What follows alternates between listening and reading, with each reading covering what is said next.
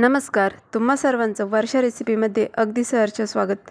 मी आज बनवते बघताक्षणी तोंडाला पाणी सुटेल इतकी चविष्ट, चमचमीत, कमी साहित्यात कमी वेळात तयार होणारी भाजी। जर तुमच्या घरात कोणतीही भाजी शिल्लक नसेल तर ही भाजी अवश्य बनवू शकता, ती म्हणजे पाटवडी रस्सा। या भाजीचं विशेष महत्त्व म्हणजे मी या ज्या पाटवड्या बनवणार आहेत त्यांना वाफवणार आहे ना थापणार आहे। अगदी झटपट ही भाजी तयार होते। चला तर मग लगेच रेसिपीला सुरुवात करूयात। सर्वात अगोदर आपण पाटवडी बनवण्याकरता एक वाटण करणार आहोत। त्यासाठी 2 हिरव्या मिरच्या, अर्धा चमचा जिरे, 10-12 लसूणच्या कांड्या व थोडीशी कोथिंबीर याचा आपण एकदम बारीक असं वाटण करणार आहोत। हे वाटण करताना पाण्याचा अजिबातही वापर नाही करायचा। तयार वाटण मी एका ताटामध्ये काढून घेतले। त्यामध्ये मला पीठ मळायचं आहे।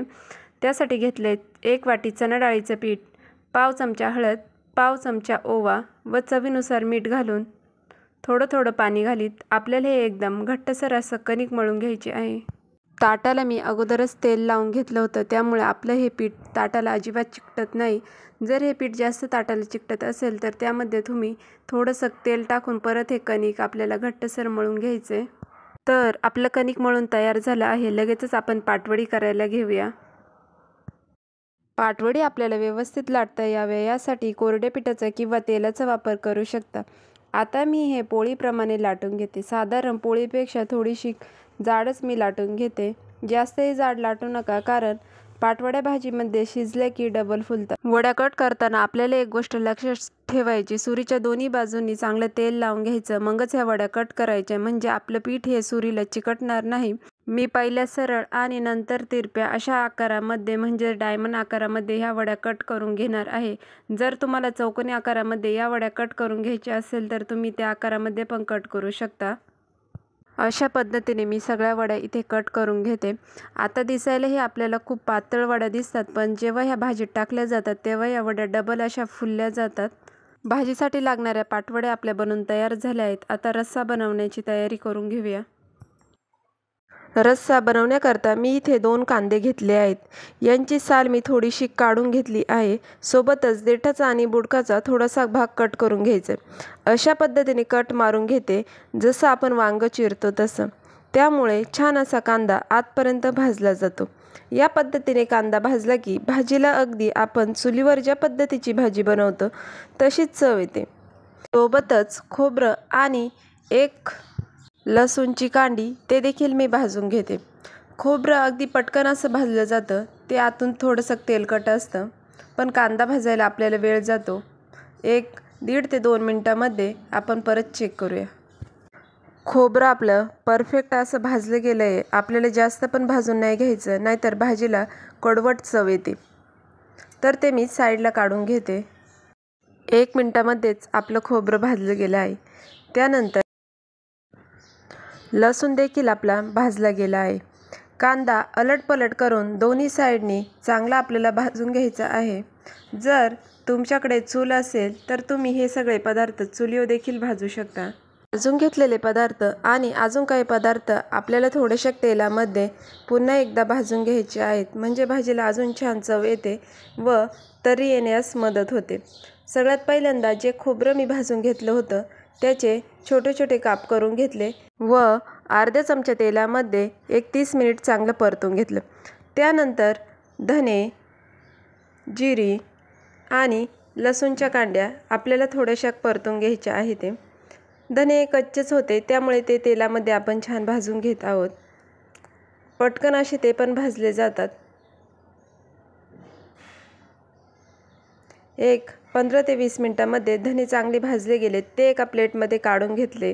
त्यानंतर भाजलेला कांदा त्याचं मी हातानेच अशा फोडी केल्या आणि गरम गरम कढईमध्ये थोड्याशा कोथिंबीरीसोबत 1 मिनिट परतून घेतल्या। भाजलेलं सगळं सामान थंड झालं की आपल्याला ते मिक्सरच्या भांड्यामध्ये काढून घ्यायचं आहे।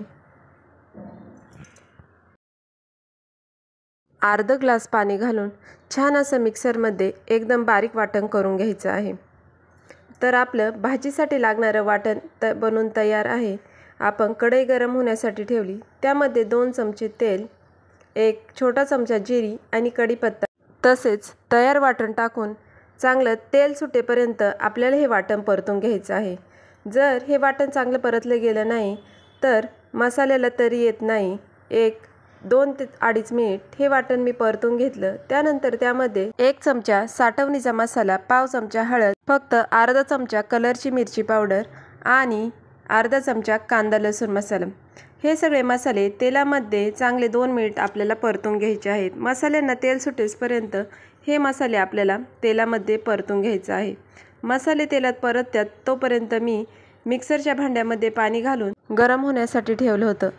2 ते 2.5 मिनिटानंतर आपल्याला त्यामध्ये गरम पाणी घालून चांगली उकळी काढून घ्यायची आहे। लक्षात ठेवा, जर भाजीला चांगली तर्री आणायची असेल तर भाजीत गरमच पाणी टाकलं गेलं पाहिजे। चवीनुसार मीठ टाकून पुन्हा एकदा हलवून घ्यायचं आहे। गरम पाणी असल्यामुळे भाजीला लगेच उकळी आली। त्यामध्ये आपण तयार केलेल्या पाटवड्या एक एक करत सगळ्या सोडून घ्यायच्या आहेत। पाटवड्या सोडून झाल्यावर भाजीवर झाकण ठेवून 5 ते 6 मिनिट आपल्याला हे शिजवून घ्यायचं आहे। तर तुम्ही बघू शकता 6 मिनिटांनी आपल्या पाटवड्या परफेक्ट असे शिजले गेले आहेत। जेव्हा आपण पाटवडी बनवली होती त्यावेळेस ही पाटवडी एकदम अशी छोटी दिसत होती, पण आता डबल ही फुलून भाजीच्या एकदम वरती आली आहे। तर समजून घ्यायचं आपली पाटवडी ही अशी परफेक्ट अशी शिजली गेली आहे। पहिलं पीठ वाफवायचं आणि ना पाटवड्या थापायच्या, हे कसलंही टेन्शन नाही। आणि रश्श्यामध्ये पाटवडी शिजवल्यामुळे रस्सासुद्धा पहिल्यापेक्षा थोडा जास्त घट्ट झालेला आहे। तर पाटवडी रस्स्याची भाजी आपली बनून तयार आहे। ही भाजी तुम्ही बाजरीची भाकरी, ज्वारीची भाकरी तसेच चपातीबरोबर सुद्धा खाऊ शकता। अगदी परफेक्ट अशी ही भाजी बनून आपली तयार होते। तर सुरुवातीपासून ते आत्तापर्यंत ही भाजी बनवण्यासाठी मला 1 पाऊण तास गेला। फक्त 1 वाटी बेसन पिठापासून ही भाजी तयार होते। जरी घरात तुमच्या कोणतीही भाजी शिल्लक नसेल बनवायला तर ही भाजी अगदी पटकन अशी तयार होते। रक्षाबंधन येते, कोणती भाजी करायचा हा विचार करत असाल तर ही परफेक्ट रेसिपी आहे। अगदी नॉनव्हेजची थाळीसुद्धा यापुढे मागे पडेल अशी ही एक रक्षाबंधनसाठी स्पेशल थाळी आहे। तुम्हाला ही रेसिपी कशी वाटली मला कमेंट्समध्ये कळवा। आवडली असेल तर एक लाईक आणि जास्तीत जास्त शेअर करा। जर तुम्ही वर्षा रेसिपी या चॅनलवर नवीन असाल तर सबस्क्राईब करा। पुन्हा भेटूया तुमच्या आवडत्या रेसिपीसोबत। तोपर्यंत धन्यवाद।